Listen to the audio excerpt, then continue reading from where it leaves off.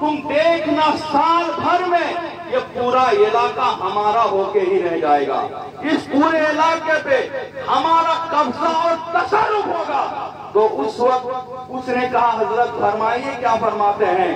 तो उस वक्त देवबंदी के सबसे बड़े मौलवी ने कहा, तुम जितनी रकम लाए हो वो रकम यहाँ दे दो, उस पैसे से हम यहाँ एक ऐसा मदरसा कायम कर देंगे, यहाँ के फारिगिन तबलीग इस तरह करेंगे, सारे बरेलवी को हम देवबंदी मकतब में शामिल हासिल कर लेंगे।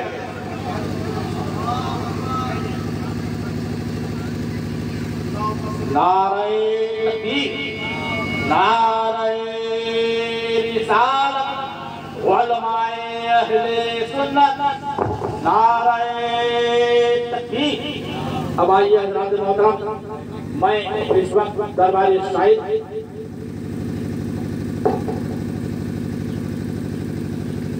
नारे तकबीर, हम कुछ खास बातें यहाँ से आप बगौर समाप्त फरमाएं।